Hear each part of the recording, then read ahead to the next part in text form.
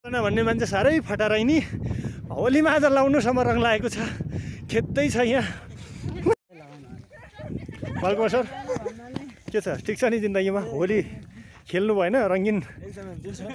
के हो यो त टक्कै अनुहार त मजाको बनाएछ त कसले लगाइदिनु भयो भयोभरकै सबले होइन रचनाले एकदमै मजाले यो रचना भन्ने राइनी साह्रै फटा राम्रै अञ्जना मिस एकदम मजाले खाइरहनु भएको छ यता सन्जिता मिस मात्र स्कुल कि तर हामीसँग सहभागी भएर एकदमै मजाले आउनु भएको छ महेश भाइ यसै गरी मन्जित भाइ अनि यता सोनाम भाइ के छ बोलौँ आज ल मिङमा जे होस् होली खेलेर रक्तम्मै भइरहेकी छिन् पासँग त के कुरा गर्नु गाला रत्तै पछि के छ ठिक छ अनि आज हामीसँग घुम्न आएको नि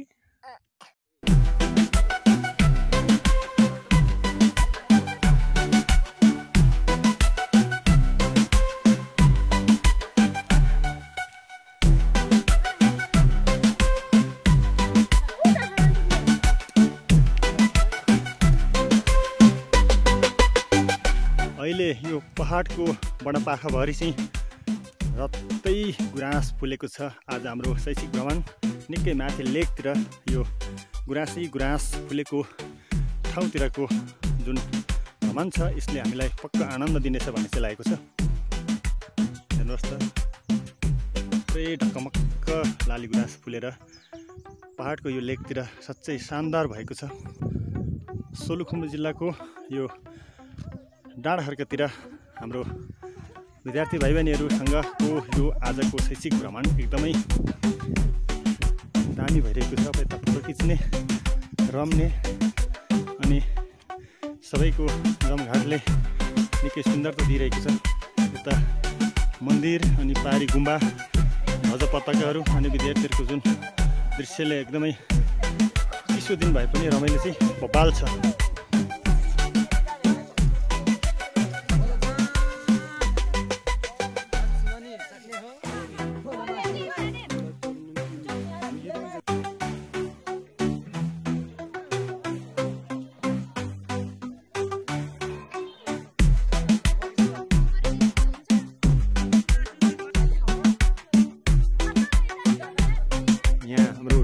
नानीहरू सबै आफ्नो आफ्नो डिपार्टमा खटिसकेका छन्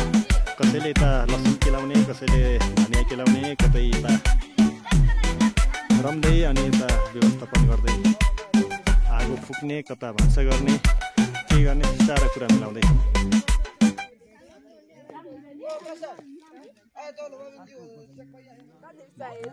राम्रो केलाउने ल नानीहरू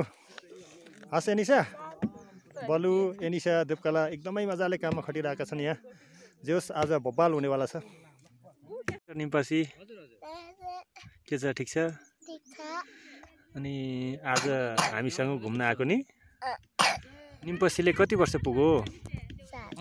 7 पुग्यो अनि कुन स्कुल पढ्नुहुन्छ हजुर गुराँसमै हो हाम्रो आज एउटा शैक्षिक भ्रमण छ माथि हजुर हजुर 7 वर्ष पुगेको हो ए अनि कतिमा पढ्नुहुन्छ 2 मा दिदीको नाम के भन्नु हो मिङमा यो यतातिरको ठाउँलाई के पो भन्छ डाँडाखर्क हो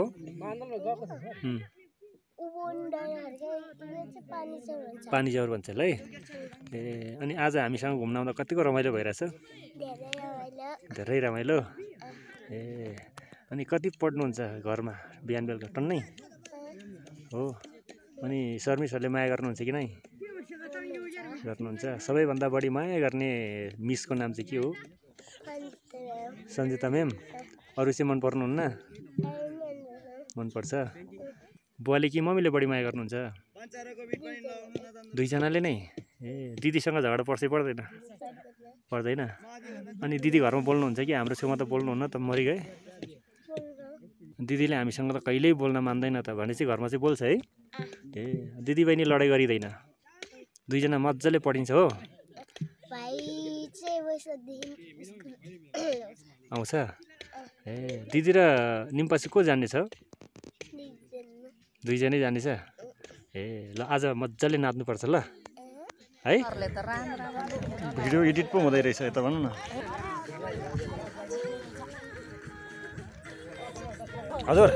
स्पिकर अलि ठुलो भने सानो बनाउनु पर्छ चिया मिठो भयो मिठो होला मिठो यस्तो छ मलाई त अलि लागेन छ सर हो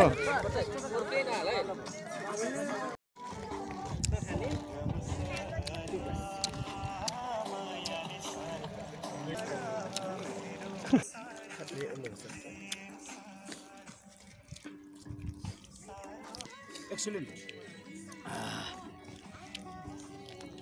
राम्रै अञ्जना मिस एकदम मजाले खाइरहनु भएको छ यता सन्जिता मिस मात्र स्कुल कि तर हामीसँग सहभागी भएर एकदमै मजाले आउनु भएको छ पदम म्यामको त के हाँस नै मिठो मजाले खानु भएको छ देवकला बहिनी उस्तै लदावती हेलो जमुना झन् एकदम सुन्दरी हाम्रो बहिनी पलु उस्तै रोजिना उस्तै गङ्गाको त के कुरा गर्नु मेरी आमा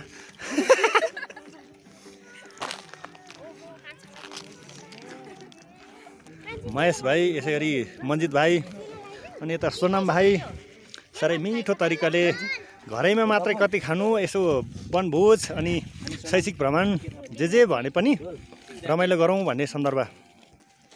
हेलो निम्पासी के छ मिठो भइरहेछ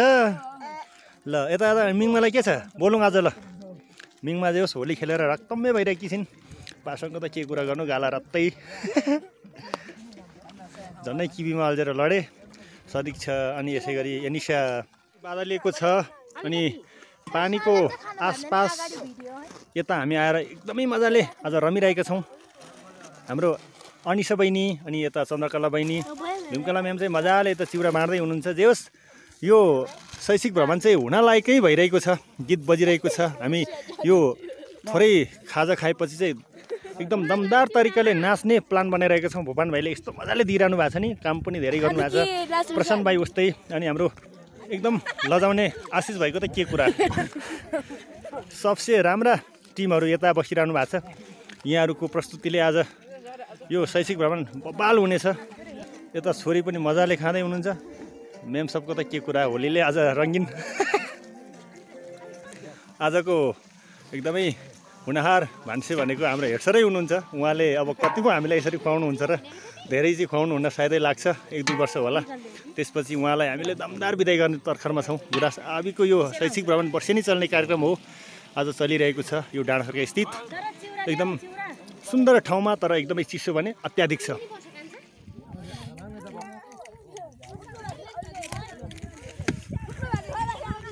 सबसे बढी त नेवानीलाई खिच्नु छ किनभने गइहाल्ने हो माथिल्लो स्कुलको सन्जिता मिस यता नयाँ सर बालकुमार सर यता सन्जिता मिस हाम्रो पदम म्याम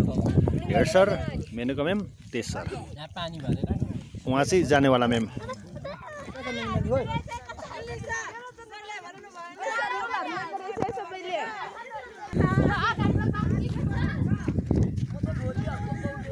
होलीवालाहरू होलीका टिमहरू बब्बाल होली रे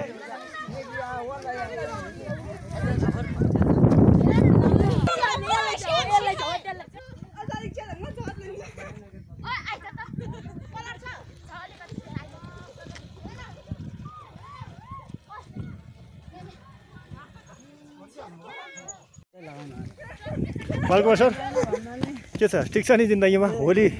खेल्नु भएन रङ्गिन नै आजलाई पुग्यो अब